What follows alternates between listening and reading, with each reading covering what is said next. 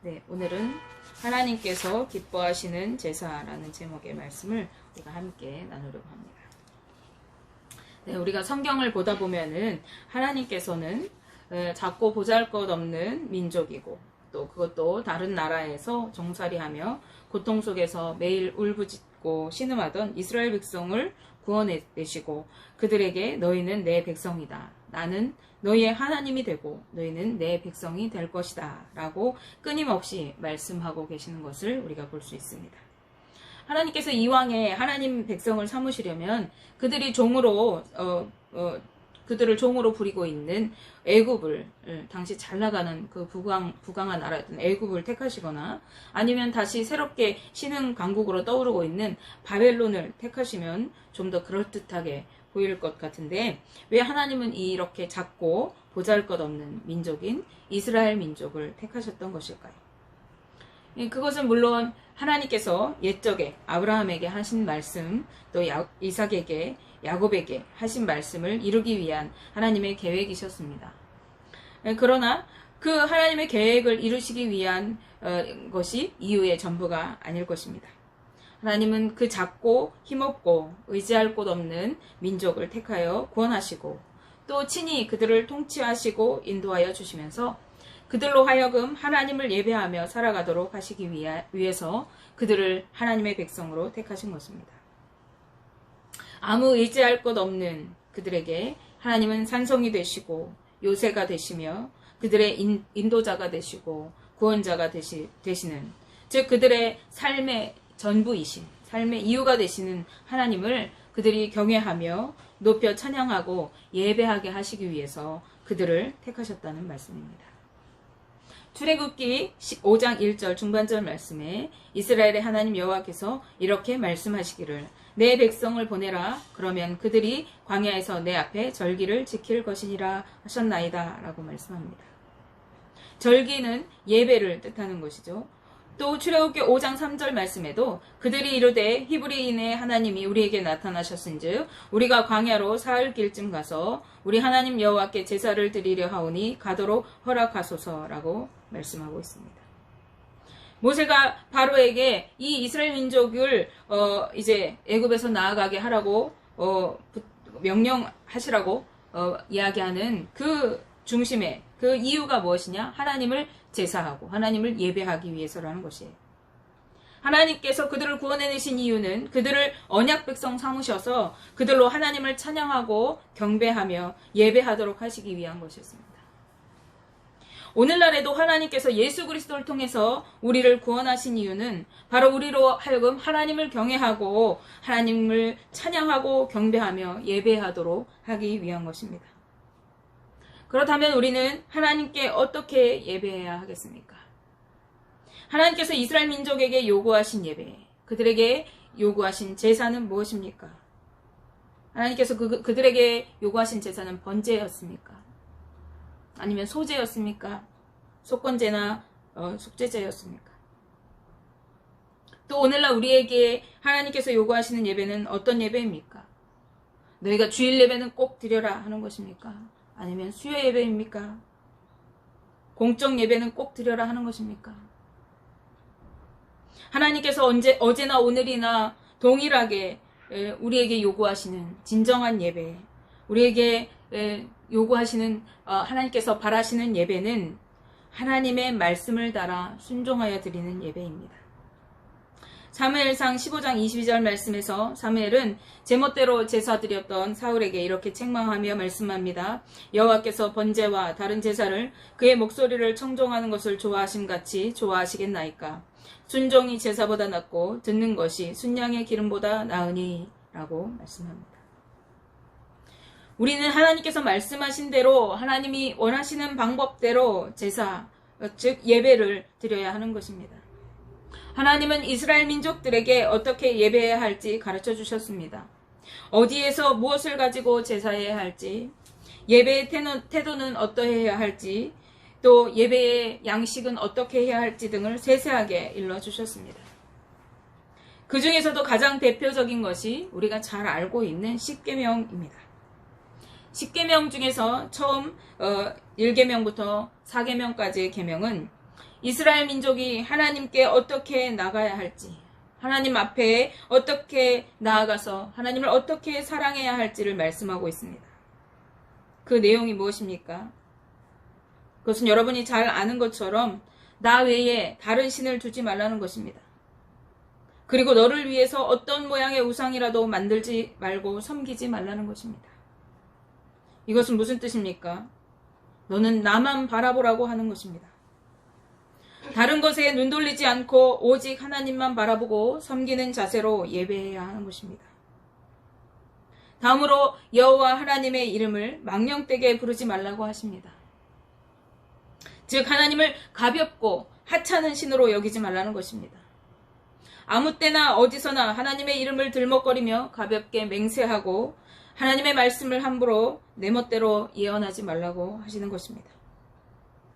하나님은 우리가 함부로 대해야 할 뿐이 아니라 두렵고 떨림으로 경외하며 섬겨야 하는 분이기 때문에 그렇습니다. 그러기에 시편 2편 11절 말씀에 여호와를 경외함으로 섬기고 떨며 즐거워할지어다라고 시편 기자는 말씀합니다. 하나님을 두려워함으로 섬기고 그 앞에서 떨며 즐거워하래요. 얼마나 모순된 말이에요. 떨면서 즐거워하래요. 우리가 왕의 그 권위 앞에 두려움으로 몸가짐을 조심하면서 나아가지만 또 그 안에서 축제를 즐길 수 있는 것, 그것이 하나님 앞에서 우리가 누릴 수 있는 그러한 은혜인 것이죠. 그러므로 우리는 하나님을 세상의 잡신을 섬기듯이 혹은 우리의 요구를 들어주는 어떤 요술지팡이를 대하듯이 하나님을 섬기면 안 되는 것입니다. 그러나 이스라엘 민족들은 하나님께서 애굽에 종살이하던 그들을 이끌어내신 이후에 자신들을 구원하여 주시고 애굽에서 이끌어내신 하나님의 말씀을 따르지 않고 늘 하나님의 말씀에 불순종하였습니다. 심지어 모세가 하나님을 대면하여 율법, 하나님의 말씀을 듣고 있는 그 상황 속에서 하나님이 십계명을 시내산에 올라서 받고 있는 그 순간에도 이스라엘 민족은 아론을 다그쳐서 금송아지를 만들고 그것에게 절하며 하나님을 대신하여 섬겼습니다. 그런가 하면은 광야를 지나는 동안에도 그들은 끊임없이 모세와 하나님을 원망하고 불평하였습니다. 자신들을 구원해 주신 은혜를 망각하고 자신들이 원하는 것만을 요구하고 찾았습니다. 하나님은 그러한 출애굽 1세대들을 광야길에서 모두 죽기까지 40년 동안 그들이 광야에서 유리하는 삶을 살아가도록 하셨습니다.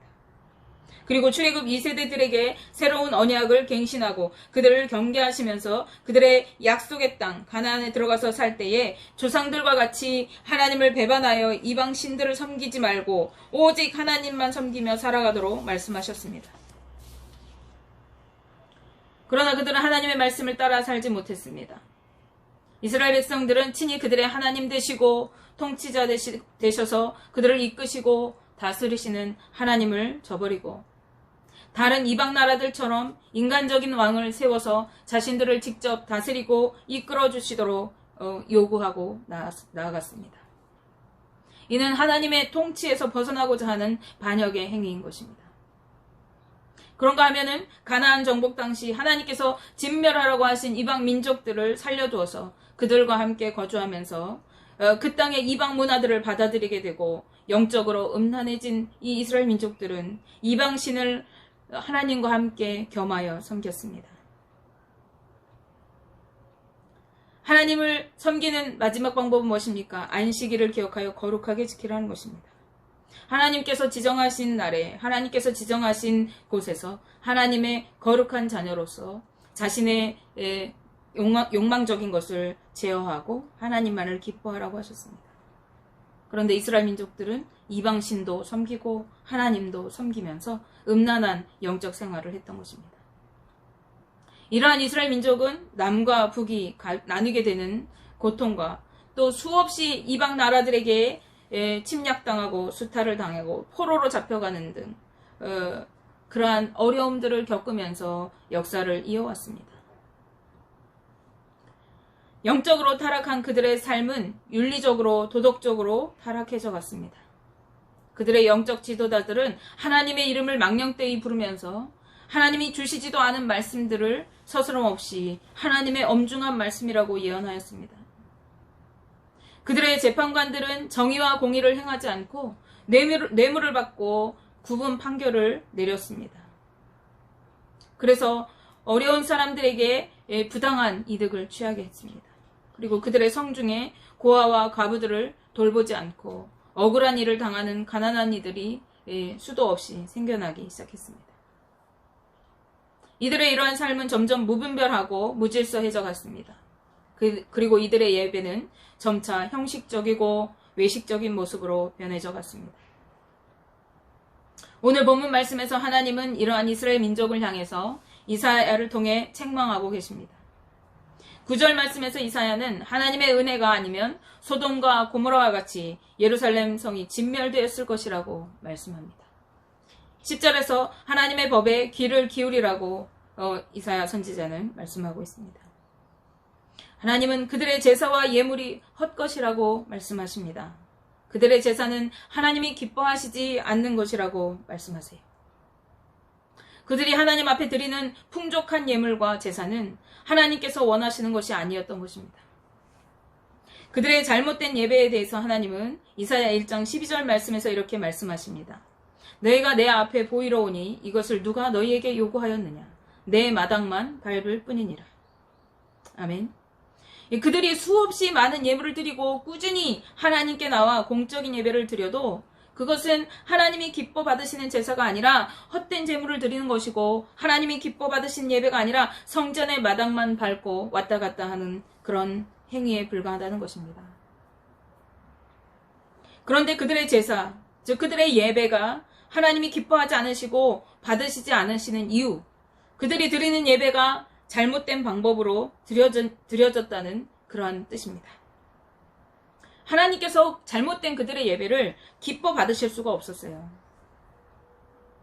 하나님이 그들이 드리는 예물을 기뻐 받으실 수가 없었어요. 왜냐하면 그들이 하나님께 예배를 드린다고 하면서 삶에서는 악한 행실로 살아가고 있었기 때문에 그렇습니다. 이사야서 1장 13절 중반절 말씀에 성회와 아울러 악을 행하는 것을 내가 견디지 못하겠노라 라고 하나님은 말씀하고 계세요. 즉 이들의 예배와 삶이 일치되지 않았던 것입니다.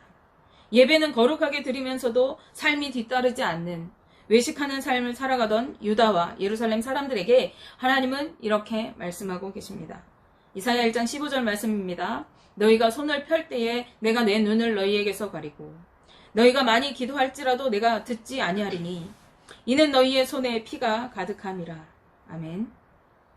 네, 하나님은 그들이 성전에 나와서 하나님을 향해 두 손을 들고 그분의 이름을 부를 때 눈을 감아버리시겠다고 하세요. 아무리 열심히 부르짖어 기도해도 그 기도를 듣지 않으시겠다고 하십니다. 그 이유는 그들의 손에 피가 가득하기 때문이라고 하시는 거예요. 그들이 삶에서 부정하고 불법한 행위들을, 악한 행위들을 일삼으면서 살아가고 하나님 앞에 나와서는 예배하고 기도하여서 하나님, 내가 하나님의 자녀입니다 라고 부르짖는 것이 하나님께 기쁨이 되지 못하고 하나님께서 받지 않으시는 예배가 되었던 것입니다. 왜 그렇습니까? 그 이유는 예배의 완성은 삶에서 이루어지기 때문에 그렇습니다. 하나님께서 그들에게 어떻게 하나님 앞에 예배하며 살아가야 할지를 말씀해 주신 10계명에는 이 4계명만 있는 것이 아니라 그 이후에 5계명부터 10계명까지 계명이 더 있습니다.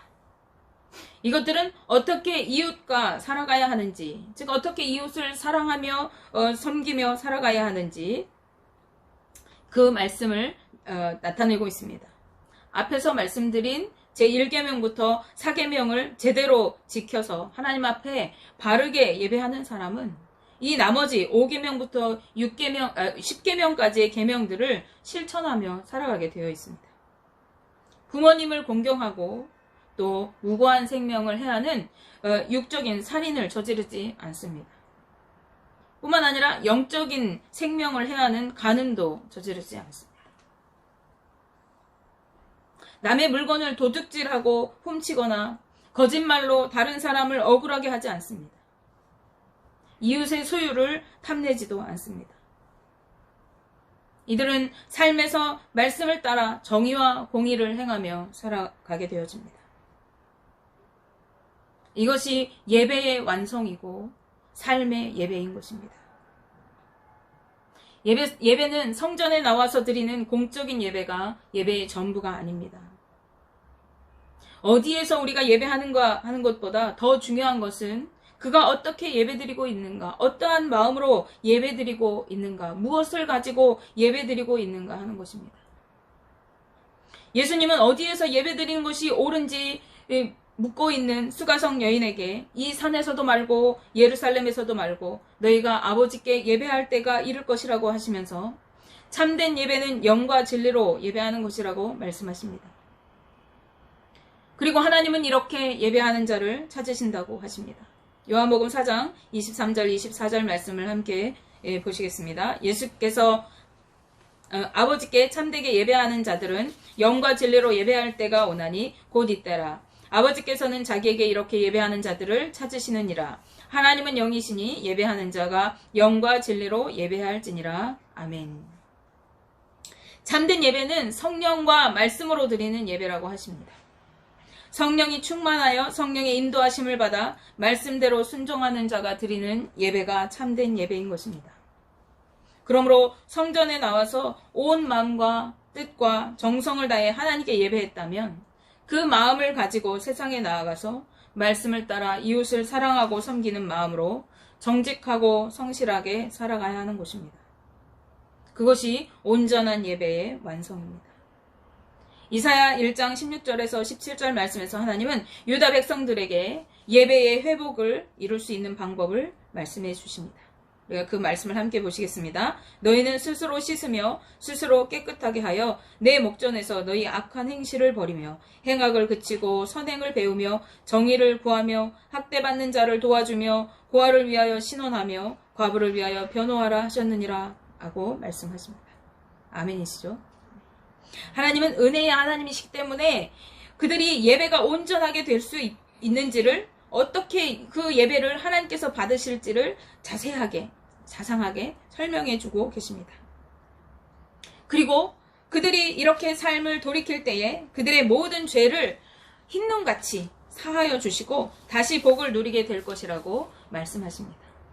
1장 18절 19절 말씀 이어보시면은 여호와께서 말씀하시되 오라 우리가 서로 변론하자. 너희의 죄가 조금 같을지라도 눈과 같이 희어질 것이요 진홍같이 붉을지라도 양털같이 희게 되리라. 너희가 즐겨 순종하면 땅의 아름다운 소산을 먹을 것이요 라고 말씀합니다. 우리가 그동안 옳지 못한 삶으로 헛된 예배, 주님이 기뻐하지 않으신 예배를 드렸을지라도 이제 악한 행실에서 돌이켜서 우리가 선한 행실을 배우고 정의를 행하며 살아가고 가난한 자들을 돌봐주고 신원해주고 그들을 위해서 변호해주고 이렇게 할 때에 하나님께서 우리의 모든 죄를 사해 주신대요.